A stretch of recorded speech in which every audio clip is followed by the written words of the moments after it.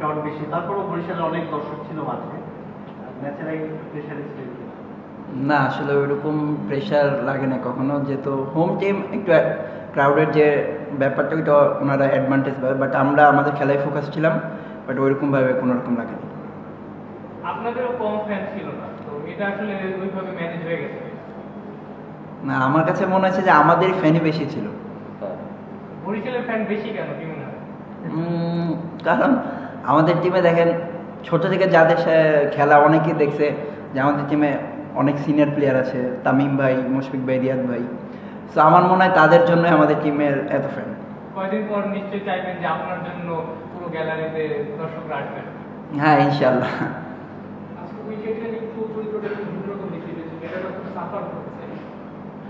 না, উইকেট ভালো জায়গায় বল করলে সব উইকেটই একটু ডিফিকাল্ট থাকে। সো আমরা ট্রাই করছিলাম যে ভালো জায়গায়, লাস্ট যে ম্যাচটা খেলছি আমরা সেম উইকেটেই খেলছি। সো আমার কাছে মনে হয় না যে ওইরকম বিহেভটা চেঞ্জ ছিল, জাস্ট আমরা আমাদের প্ল্যানে ছিলাম যে ভালো জায়গায় বল করবো, বাকিটা উইকেট থেকে। ডেভিড মালান 5 ম্যাচ বসেছিলেন, পরে 2টা ম্যাচ খেলেন, ব্যাক টু ব্যাক 50, এটা কেমন লেগেছে আসলে?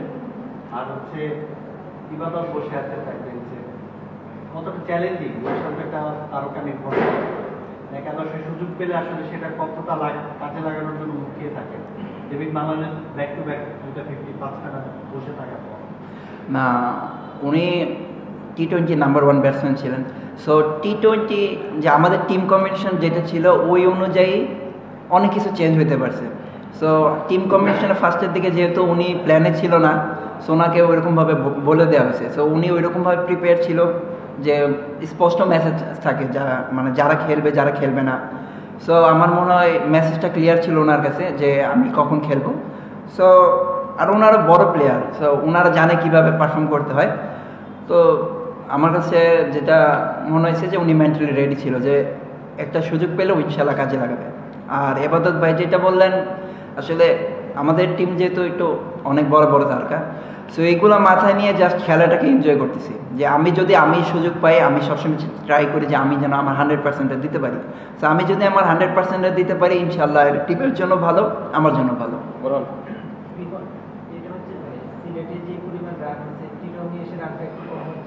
বাউন্ডারি নিয়ে সিলেটে বাউন্ডারিটা অনেক ছোট ছিল, এখানে একটু স্লাইড বড়, তারপর উইকেটটাও কি একটা প্রভাব রাখতেছে কিনা, আপনার কি মনে হয়?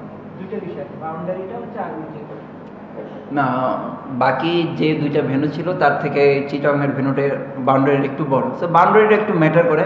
বাট ভালো জায়গায় যদি আপনি বল করতে পারেন, সো এটা তো ইজি না যে মাইরে দেবে, 1-2টা বল মারতে পারে, বাট ভালো জায়গায় যদি কন্টিনিউস বল করতে আমরা পারি, সো কোনো ব্যাটসম্যানের জন্য ইজি না। আপনি এইখানকার পিচ ম্যাপ দেখবেন আর বাকি যে 2 জায়গার ভেন্যু ছিল ওইখানে পিচ ম্যাপ দেখলেই মোটামুটি একটা ক্লিয়ার ধারণা হয়ে যাবে। এই জায়গায় আমার কাছে মনে হচ্ছে আমরা বলাররা ভালো জায়গায় বল করতেছি, ব্যাটসম্যানদের চ্যালেঞ্জ দিচ্ছি, সো এর জন্য একটু কম রান হচ্ছে।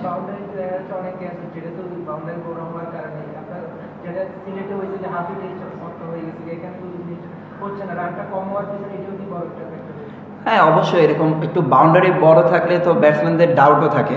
সো আগের যেটা ছিল যে 60 মিটার ছিল, 65 বা আরও কম ছিল, সো তখন একটা আলাদা কনফিডেন্স থাকে যে ব্যাটসম্যানের মনে যে হাফ হিট করলেও হয়তো বা হয়ে যেতে পারে যে পেস ইউজ করতে। সো এখানে যেহেতু একটু বাউন্ডারিটা বড়, সো ব্যাটসম্যানদের মনেও একটু হালকা থাকলে ভয় থাকে। না, উইকেট আমার কাছে মনে হচ্ছে উইকেট ভালো।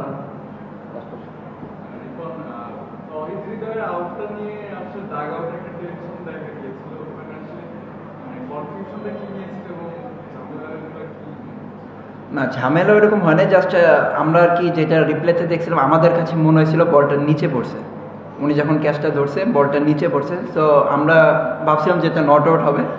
সো এটা যেহেতু আম্পায়ারের ডিসিশন, আমরা আম্পায়ারের প্রতি শ্রদ্ধাশীল, ওনারা যেটা ভালো মনে করছে ওইটাই করছে। ওকে, থ্যাংক ইউ। আসসালামু আলাইকুম।